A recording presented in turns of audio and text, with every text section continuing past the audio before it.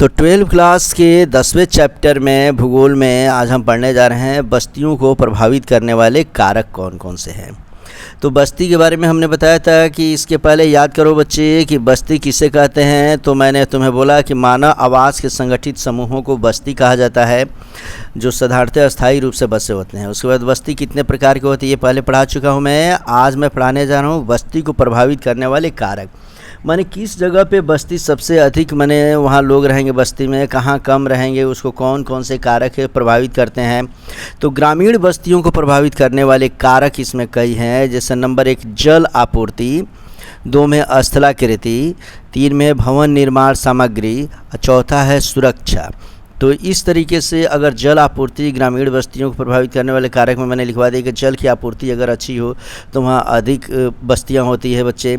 स्थलाकृति भी देख लेंगे, अनुकूल स्थलाकृति हो, समतल हो, सपाट हो, मैदानी क्षेत्र हो तो वहाँ बस्तियाँ अधिक होती है। लेकिन वही अगर ऊबड़ खाबड़ हो, पहाड़ी हो, रेगिस्तानी स्थलाकृति हो तो वहाँ पे बस्ती कम होते हैं। भवन निर्माण सामग्री जहाँ आसानी से उपलब्ध हो जाती है वहाँ की बस्तियाँ अधिक घनी हो जाती है।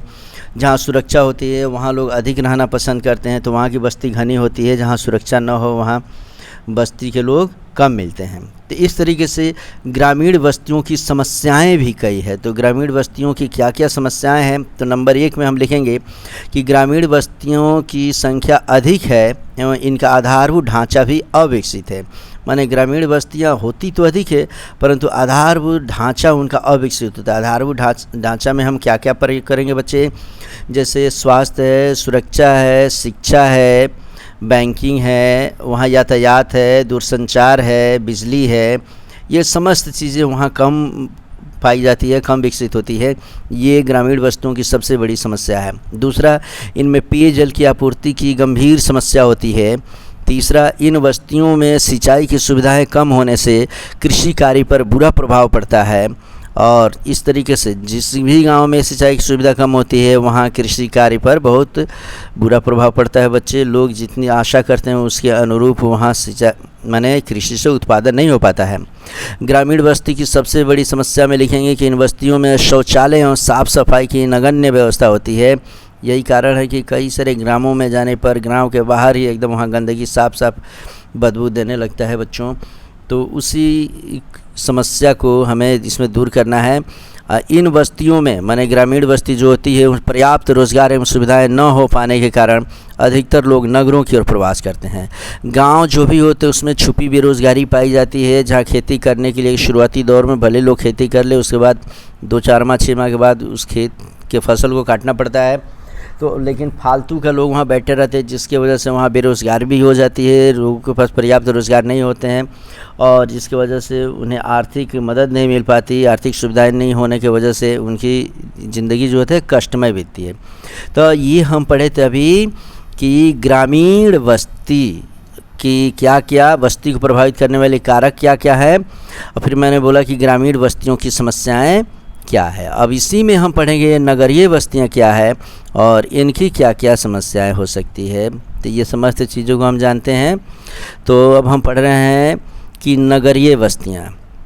नगरीय बस्तियों में हम पढ़ेंगे कि भारतीय जनगणना आयोग के अनुसार नगरीय बस्ती उन बस्तियों को कहते हैं जिनमें कम से कम 5000 व्यक्ति रहते हों और 75% लोग गैर कृषि कार्य करते हों।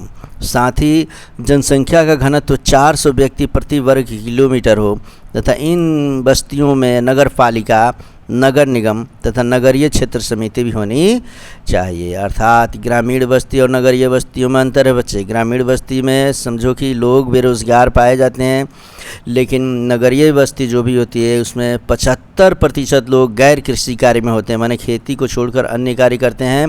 संख्या इनकी 5000 से कम नहीं होनी चाहिए। जनसंख्या का घनत्व भी यहाँ 4000 व्यक्ति प्रति वर्ग किलोमीटर होता है। तो इस तरीके से नगरीय बस्तियों का वर्गीकरण अगर किया जाए तो नगरीय बस्तियों का वर्गीकरण या परिभाषा एक देश से दूसरे देश में भिन्न है। अलग अलग देशों में नगरीय बस्तियों की परिभाषा अलग अलग है बच्चे। तो इसको हम थोड़ा समझने की कोशिश करेंगे कि नगरीय बस्तियों की परिभाषा देने हेतु माने वर्गीकरण का जो मापदंड है उसका सामान्य आधार क्या है। तो पहला है जनसंख्या का आकार, दूसरा है व्यावसायिक संरचना और तीसरा है प्रशासन।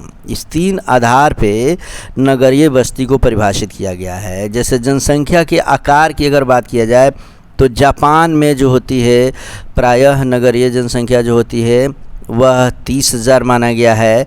भारत में नगर होने के लिए 5,000 की जनसंख्या होना चाहिए। यूएसए माने अमेरिका, थाईलैंड में 2500 जनसंख्या होना चाहिए। अर्जेंटीना, पुर्तगाल में 2000 जनसंख्या होना चाहिए। कोलंबिया में 1500 जनसंख्या होना चाहिए। आइलैंड में 300 जनसंख्या होनी चाहिए। और डेनमार्क, स्वीडन, फिनलैंड में 250 अगर संख्या है तब वो नगर माना जाएगा। तो जनसंख्या के आकार के आधार पर अगर कहा जाए तो विश्व के भिन्न भिन्न देशों में नगरीय जनसंख्या का आकार अलग अलग है। जैसी वहाँ की स्थिति है, वहाँ का क्षेत्रफल है, वहाँ की सुविधा है और उसी के आधार पर वहाँ की जनसंख्या को माप बनाया गया है। तो हम जानेंगे कि सबसे अधिक जनसंख्या कहाँ, माने जापान में 30,000 लोगों की संख्या अगर किसी बस्ती में होगी तब उसे हम नगरीय जनसंख्या के नाम से जानेंगे। जबकि भारत में 5,000 जनसंख्या अगर हो जाए किसी बस्ती में और वहाँ बाकी सब सुविधाएं अगर मिलती है तो उसे हम नगर कह सकते हैं। उसी प्रकार इसमें पूछता है बच्चों कि यूएसए के लिए नगरीय जनसंख्या का आकार कितना होना चाहिए, तो 2500। ये डाटा याद करोगे। अब दूसरा हम इसमें पढ़ेंगे बच्चों कि व्यावसायिक संरचना। तो व्यावसायिक संरचना की अगर बात करेंगे हम तो व्यावसायिक संरचना में देखेंगे कि भारत में 75% जनसंख्या गैर कृषि कार्य में संलग्न हो तब उसे हम नगरीय जनसंख्या में मानते हैं। और लेकिन इटली की बात करें तो इटली में 50% जनसंख्या गैर कृषि कार्य में संलग्न हो तब भी उसे हम नगर मान लेते हैं। प्रशासन की बात करेंगे बच्चे तो नगरीय बस्तियों की परिभाषा का वर्गीकरण करते समय प्रशासनिक ढांचे को भी इसका आधार बनाया जाता है। जैसे कि भारत में किसी बस्ती को तब नगर कहा जाता है जब वहाँ नगर पालिका, नगर निगम, छावनी बोर्ड या अधिसूचित नगरीय क्षेत्र समिति हो। जबकि मैंने समझे कि भारत की अगर बात करेंगे तो भारत में उसी जगह को हम नगर बोलते हैं बच्चे जहाँ नगर पालिका हो, नगर निगम हो, छावनी बोर्ड या अधिसूचित नगरीय क्षेत्र हो। लेकिन अगर ब्राज़ील की बात करेंगे, बोलीविया की बात करेंगे तो ब्राज़ील प्लस बोलीविया में अगर जाएंगे तो प्रशासकीय केंद्र वाली बस्ती को नगरीय बस्ती कहा जाता है। वहाँ जहाँ जो भी प्रशासकीय केंद्र वाली जो बस्ती हो जाएगी उसे हम नगरीय बस्ती कहेंगे। तो इस तरीके से अलग अलग दृष्टिकोण से नगर की क्या क्या परिभाषा हो सकती है। प्रशासनिक दृष्टिकोण से कौन नगर होगा, व्यावसायिक संरचना के आधार पे कौन होगा और जनसंख्या के आधार पे नगर कौन होगा, ये हम लोग पढ़े। अब कार्य के आधार पे नगरों का वर्गीकरण अगर हम बात करें तो कार्य के आधार पे अगर हम बात करेंगे तो इसको हम अगले वीडियो में पढ़ते हैं।